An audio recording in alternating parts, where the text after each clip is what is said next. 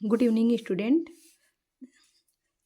कक्षा 10वीं के लिए हिंदी की कक्षा है जिसमें कुछ महत्वपूर्ण सही जोड़ियाँ करवा रही हूँ, है ना। आपके सिलेबस से ही आपके जो पहला पाठ है सूर्य के पद। सूर्य के पद के कवि कौन है? तो सूर्य के पद जो है वो किसने लिखा है? सूरदास जी ने लिखा है ना। दूसरा है उत्साह। उत्साह चैप्टर जो है वो किसने लिखा है?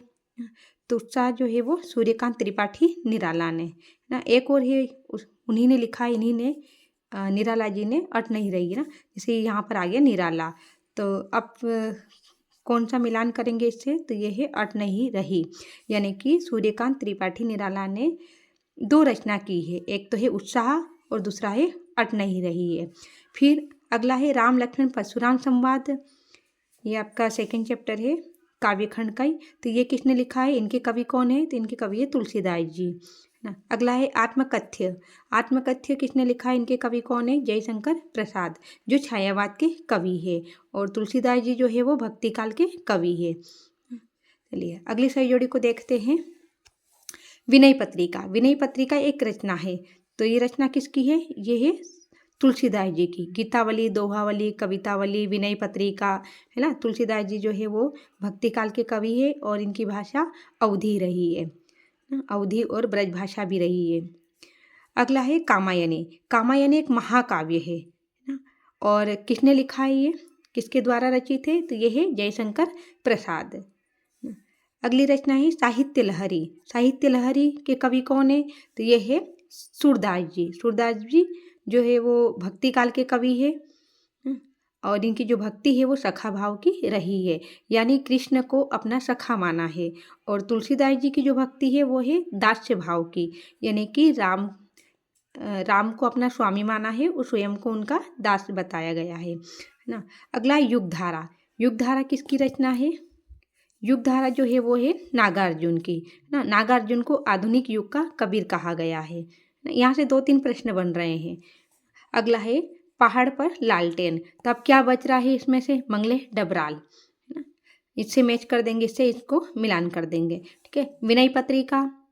विनय पत्रिका तुलसीदास जी, कामायनी जयशंकर प्रसाद, साहित्य लहरी सूरदास, युगधारा नागार्जुन, और पहाड़ पर लालटेन ये है मंगले डबराल। चलिए इसी प्रकार अगली सही जोड़ी देखते हैं। तुम्हारी यहाँ। तो तुम्हारी यहाँ दंतुरित मुस्कान, ये कविता की लाइन है। आधी लाइन यहाँ पर है, आधी लाइन इधर है। देखिए कि तुम्हारी यहाँ दंतुरित मुस्कान।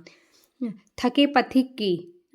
थके थके पथिक। थके पथिक की पंथा की। अगला है मुख्य गायक की।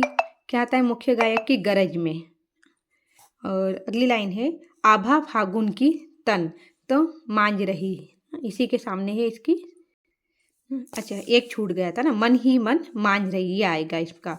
और आभा फागुन की, तो क्या आ जाएगा? अट नहीं रही है। ये सूर्यकांत त्रिपाठी निराला द्वारा जो लाइनें हैं ना, अट नहीं रही है, एक तो ये लिखा है उन्होंने, और इसी के साथ में आभा फागुन की तन की, ये भी है।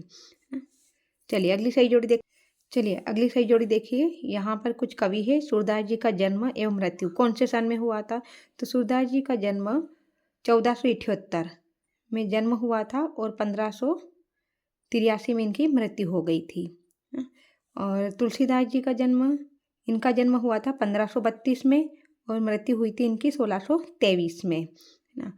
फिर जयशंकर प्रसाद का जन्म, ये सभी जीवन परिचय में मिल जाएंगे आपको, इनके जन्म और मृत्यु। लेकिन एक बार और यहाँ पर भी देख लीजिए कि जयशंकर प्रसाद जो छायावादी कवि है, उनका जन्म कब हुआ था? तो इनका जन्म हुआ था 1889 और इनकी मृत्यु हुई थी 1937 में, ना।